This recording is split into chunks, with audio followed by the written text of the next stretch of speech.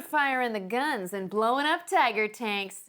That's right, it's Clash of Steel from Gale Force 9 and Battlefront.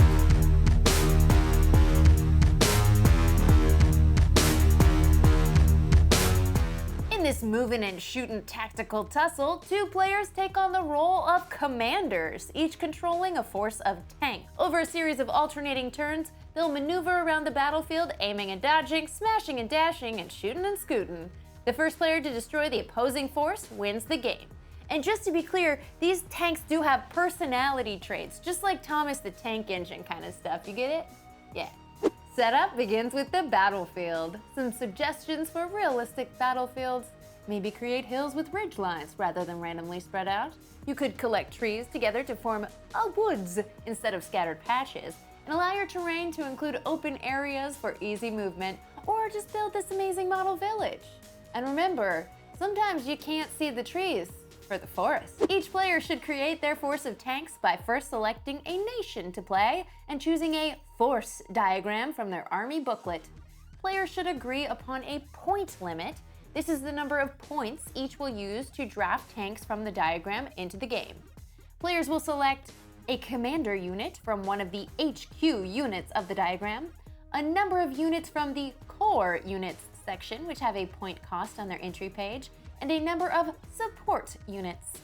Each force has a number range for each listed at the bottom of the diagram. Each unit has a number of tanks within it, and when deploying, the player should designate one tank from each unit as the leader. You should give it a name, it'd be cute.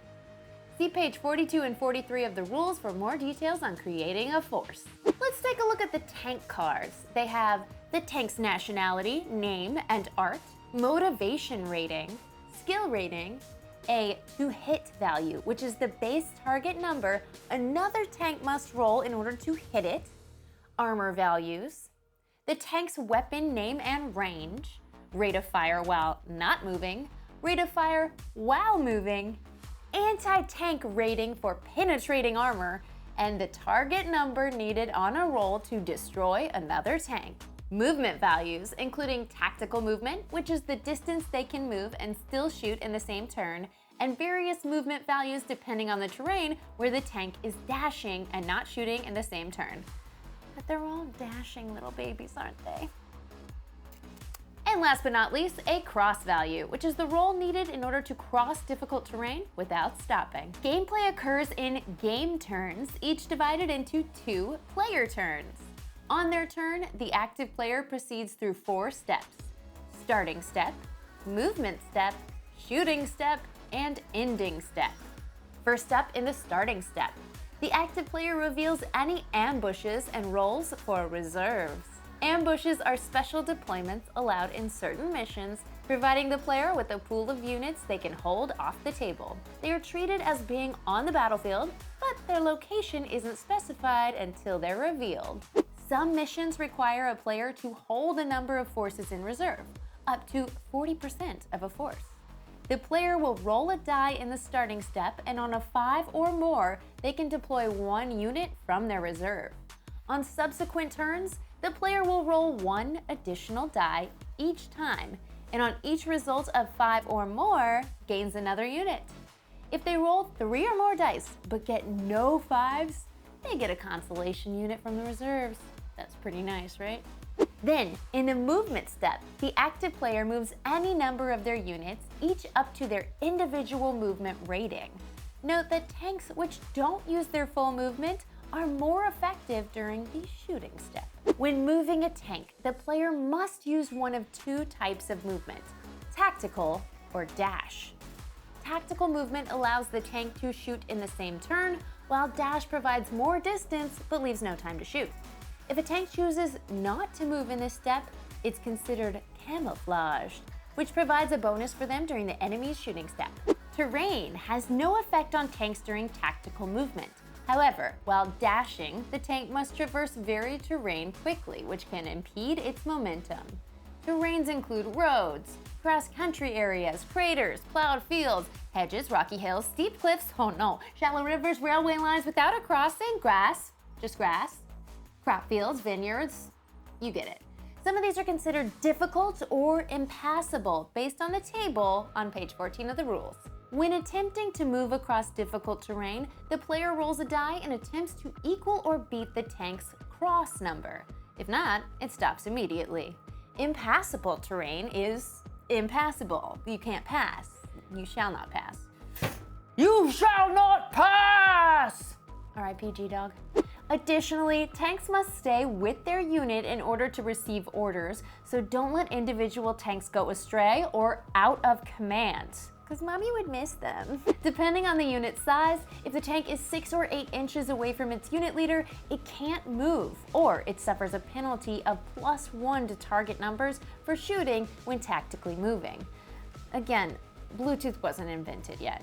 During the move step, the designated unit leader tank can issue 1 movement order to units within range. These special moves include Blitz Move, which provide them with extra movement before the main move depending on a die roll against their skill rating. Cross Here, which provides a bonus for crossing difficult terrain with the leader. Follow Me, which adds additional movement after the move, and Scoot and Shoot, which allows a post-shooting movement. Next, in the shooting step, the active player shoots with any of their units one at a time. When resolving a shot, the player proceeds through a number of steps. First, they check the range comparing the tank's range value with the distance from its target. They must also have line of sight. Terrain like buildings and hills or even friendly tanks block out line of sight. If they're out of range or lack line of sight, they can't shoot. Next, they check for concealment.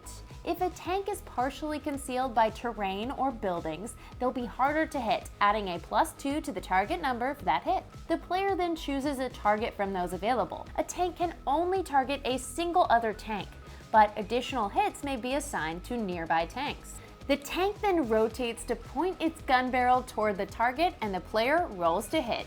1 die per ROF, rate of fire, on the unit card, noting whether the tank moved or not in the movement step. They calculate the 2 hit number by adding the number on the tank's unit card, +1 for a camouflage target, +1 for a concealed target, +1 for a ranged shot beyond 16 inches, and +1 if the shot takes place at night.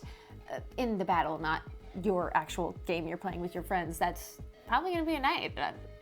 Who plays these things in the day? If the resulting total is a 7, the player must roll a 6 and then subsequently roll a 5 or higher in order to hit. If it's an 8, the subsequent roll must be a 6, and if it's a 9 or more, then the shot is just impossible. Each successful result on a die is now a hit and must be assigned to the target. After the first hit, however, additional hits may be assigned to additional takes from the same unit as the target and within 6 inches of it. The targeted player rolls a die for each hit in an attempt to save. If the targeted tank has a turret, they roll first to see if it hits the turret, 4 or more, or the hull, 3 or less. They then roll to save and add the result to the tank's armor rating, side or front depending on where it was hit, and add +1 if the range is at least 16 inches. If the armor save total is greater than the shooting tank's anti-tank rating, the save works and the shot has no effect. If it equals the rating, it's a hit, and the shooting player rolls a firepower test.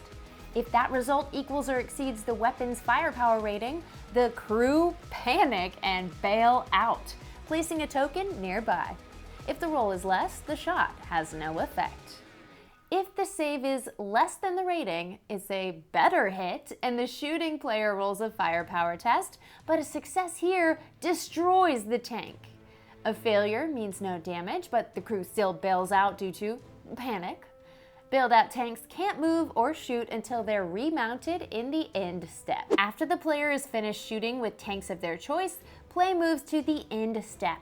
The opponent must remount any bailed out tank by rolling a die for each bailed out tank against the tank's motivation rating. If it equals or exceeds, the crew is back in action. Otherwise, they stay bailed out. Then, the opposing player checks for each unit's last stand status. if their tanks have taken quite a beating, then they maybe lose the game. When checking for last stand, the opposing player first determines if a unit, a grouping of tanks, is in good spirits. A unit is in good spirits if it still has at least 2 tanks within the command range of the leader that are not bailed out. If so, they don't have to take a last stand check. Otherwise, they roll a die, and if the result is less than the tank's motivation rating, the unit is destroyed. Low morale can kill people. Destroyed tanks and bailed out tanks remain on the battlefield as wrecks. Lastly, the opposing player needs to check for the last stand status of the force. If they have at least 2 core units, this can include an HQ unit, on the table or in reserve that are in good spirits, they remain in the game. Otherwise, the force is entirely destroyed and the active player wins the game. And that's the basics of Clash of Steel. I'm Becca Scott, this is Good Times Society, and tanks are people too, if you paint some eyes on them. If you enjoyed this video, please give it a like, subscribe to the channel, and come on back for more great games and good times. See you later.